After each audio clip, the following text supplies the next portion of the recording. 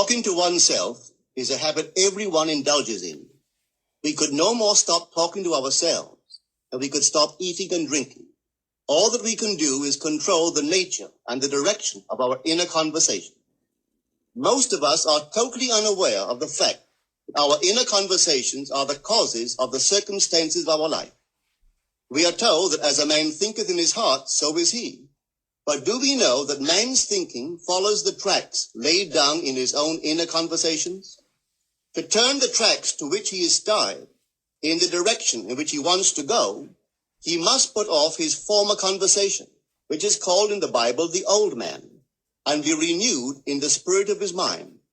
Speech is the image of mind. Therefore, to change his mind, he must first change his speech. By speech is meant those mental conversations we carry on with ourselves. The world is a magic circle of infinite possible mental transformations, for there are an infinite number of possible mental conversations. When man discovers the creative power of inner talking, he will realize his function and his mission in life. Then he can act to a purpose. Without such knowledge, he acts unconsciously. Everything is a manifestation of the mental conversations which go on in us without our being aware of them. But as civilized beings, we must become aware of them and act with a purpose. A man's mental conversations attracts his life. As long as there is no change in his inner talking, the personal history of the man remains the same. To attempt to change the world before we change our inner talking is the struggle against the very nature of things. Man can go round and round in the same circle of disappointments and misfortunes, not seeing them as caused by his own negative inner talking, but as caused by others. This may seem far-fetched, but it is a matter which lends itself to research and experiment. The formula the chemist illustrates is not more certainly provable than the formula of this science by which words are clothed in objective reality. One day a girl told me of her difficulties in working with her employer. She was convinced that he unjustly criticized and rejected her very best efforts. Upon hearing her story, I explained that if she thought him unfair, it was a sure sign that she herself was in need of a new conversation piece. There was no doubt that she was mentally arguing with her employer, for others only echo that which we whisper to them in secret.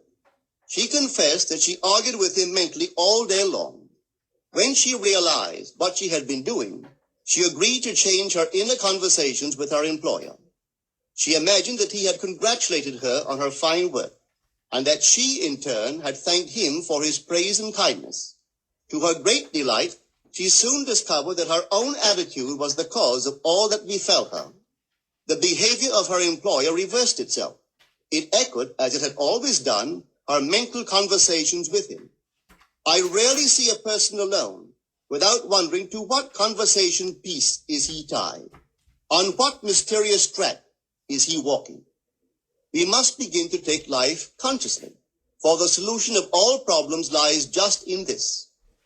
The second man, the Lord from heaven in all of us, is trying to become self-conscious in the body, that he may be about his Father's business.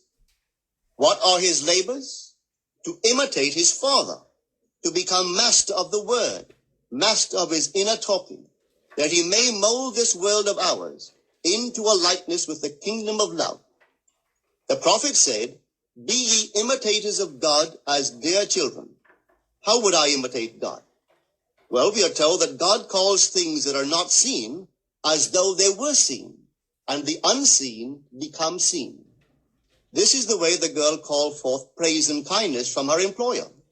She carried on an imaginary conversation with her employer from the premise that he had praised her work, and he did. Our inner conversations represent in various ways the world we live in. Our individual worlds are self-revelations of our own inner speech. We are told that every idle word that men shall speak, they shall give account thereof. For by their words they shall be justified, and by their words they shall be condemned. We abandon ourselves to negative inner talking, yet expect to retain command of life.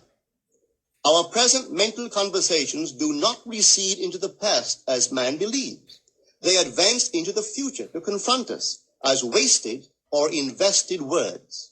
My word, said the prophet, shall not return unto me void, but it shall accomplish that which I please, and it shall prosper in all the things whereto I sent it.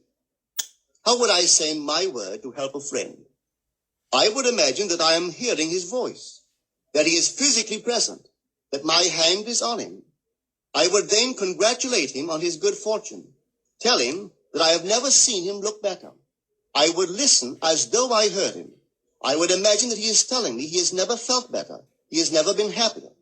And I would know that in this loving, knowing communion with another, a communion populous with loving thoughts and feelings, that my word was sent, and it shall not return unto me void, but it shall prosper in the thing whereto I sent it. Now is the accepted time. Now is the day of salvation. It is only what is done now that counts, even though its effects may not be visible until tomorrow. Be called not aloud, but by an inner effort of intense attention. To listen attentively, as though you heard, is to create. The events and relationships of life are your word made visible. Most of us rob others of their willingness and their ability to be kind and generous by our fixed attitudes towards them. Our attitudes unfold within us in the form of mental conversations.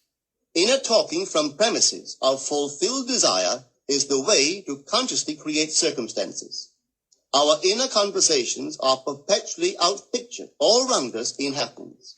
Therefore, what we desire to see and hear without, we must see and hear within, for the whole manifested world goes to show us what use we have made of the word.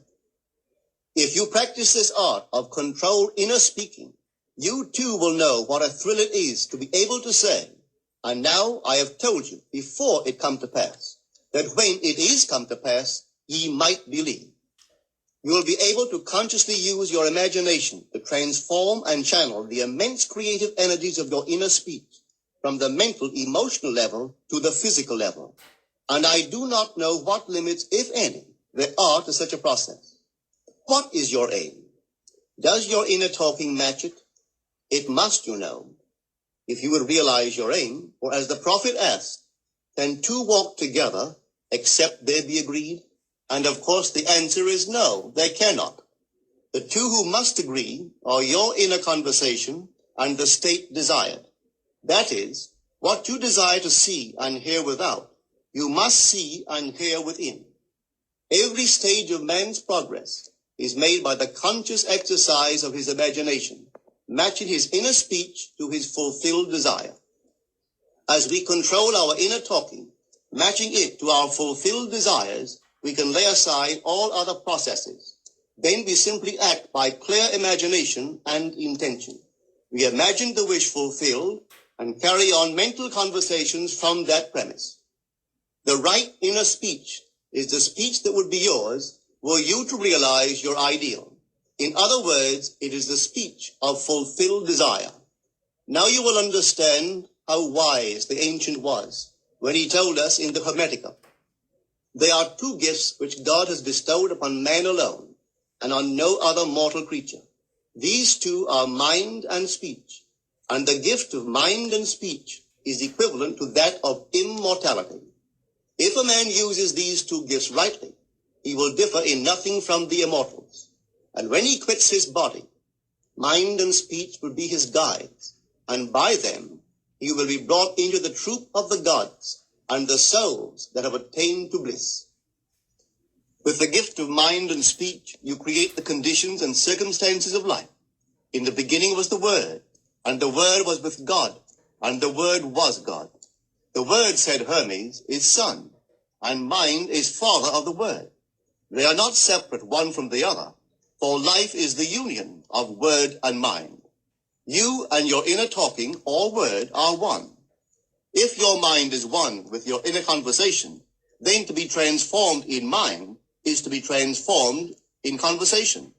It was a flash of the deepest insight that taught Paul to write, put off the former conversation, the old man, which is corrupt, and be renewed in the spirit of your mind. Put on the new man. Put on the new man and be renewed in the spirit of your mind, is to change your inner conversation, for speech and mind are one. A change of speech is a change of mind. The prophet Samuel said, "The Lord spake by me, and his word was in my tongue." If the Lord's word was in the prophet's tongue, then the Lord's mouth that uttered the word must be the prophet's mind. For inner conversations originate in the mind and produce little tiny speech movements in the tongue.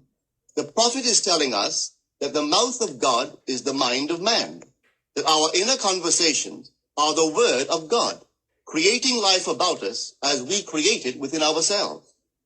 In the Bible, you are told that the word is very near to you, in your mouth and in your heart, that you may do it. See, I have set before you this day life and good, death and evil, blessings and cursings. Choose life. The conditions and circumstances of life are not created by some power external to yourself. They are the conditions which result from the exercise of your freedom of choice, your freedom to choose the ideas to which you will respond. Now is the accepted time. This is the day of salvation.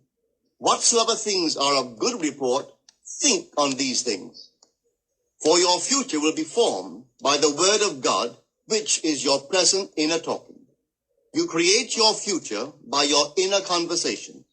The worlds were framed by the word of God, that is your inner talking. See yonder fields? The sesamum was sesamum. The corn was corn. The silence and the darkness knew. So is a man's fate born. For ends run true to origins. If you would reap success, you must plant success. The idea in your mind, which starts the whole process going, is the idea which you accept as true. This is a very important point to grasp, for truth depends upon the intensity of imagination, not upon facts. When the girl imagined that her employer was unfair, his behavior confirmed her imagination. When she changed her assumption of him, his behavior reflected the change, proving that an assumption, though false, if persisted in, will harden into fact. The mind always behaves according to the assumption with which it starts.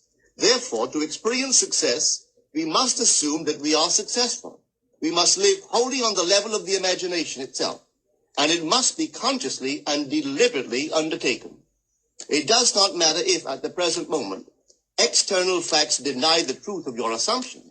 If you persist in your assumption, it will become a fact. Signs follow. They do not precede. To assume a new concept of yourself is to that extent to change your inner talking or word of God, and is therefore putting on the new man.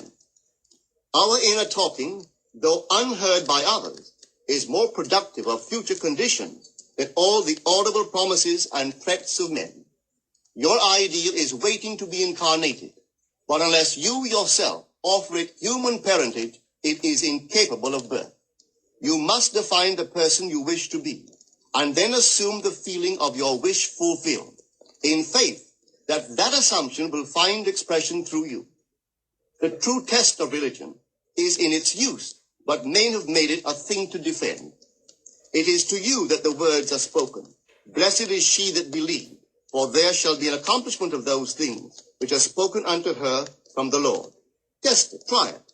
Conceive yourself to be one that you want to be, and remain faithful to that conception. For life here is only a training ground for image making. Try it and see if life will not shape itself on the model of your imagination. Everything in the world bears witness of the use or misuse of man's inner talking. Negative inner talking, particularly evil and envious inner talking, are the breeding ground of the future battlefields and penitentiaries of the world. Through habit, man has developed a secret affection for these negative inner conversations. Through them, he justifies failure, criticizes his neighbors, gloats over the distress of others, and in general, pours out his venom on all. Such misuse of the word perpetuates the violence of the world. The transformation of self requires that we meditate on a given phrase, a phrase which implies that our ideal is realized, and inwardly affirm it over and over and over again until we are inwardly affected by its implication, until we are possessed by it. Hold fast to your noble inner convictions or conversations. Nothing can take them from you but yourself. Nothing can stop them from becoming objective facts. All things are generated out of your imagination by the word of God, which is your own inner conversation. And every imagination reaps its own words, which it has inwardly spoken. The great secret of success is a controlled inner conversation from premises of fulfilled desire. The only price you pay for success is the giving up of your former conversation, which belongs to the old man, the unsuccessful man. The time is ripe for many of us to take conscious charge in creating heaven on earth, to consciously and voluntarily use our imagination to inwardly hear and say only that which is in harmony with our ideal is actively bringing heaven to earth. Every time we exercise our imagination lovingly on behalf of another, we are literally mediating God to that one. Always use your imagination masterfully as a participant, not an onlooker. In using your imagination to transform energy from the mental, emotional level to the physical level, extend your senses. Look and imagine that you are seeing what you want to see, that you are hearing what you want to hear, and touching what you want to touch. Become intensely aware of doing so. Give your imaginary state all the tones and feeling of reality. Keep on doing so until you arouse within yourself the mood of accomplishment and the feeling of relief. This is the active, voluntary use of the imagination, as distinguished from the passive, involuntary acceptance of appearances. It is by this active, voluntary use of the imagination that the second man, the Lord from heaven, is awakened in man.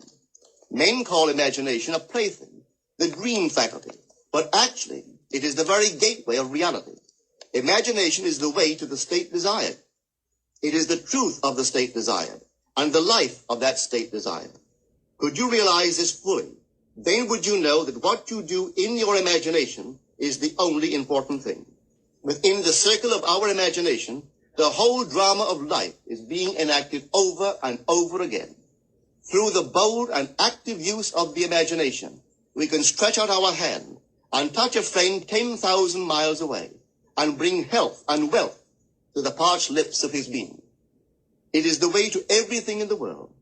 How else could we function beyond our fleshly limitations? But imagination demands of us a fuller living of our dreams in the present. Through the portals of the present, the whole of time must pass. Imagine elsewhere as here, and then as now. Try it and see. You can always tell if you succeeded in making the future dream a present fact by observing your inner talking.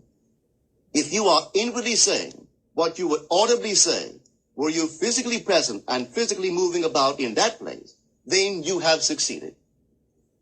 And you could prophesy it from these inner conversations and from the moods which they awaken within you, what your future will be. For one power alone makes a prophet, imagination, the divine vision.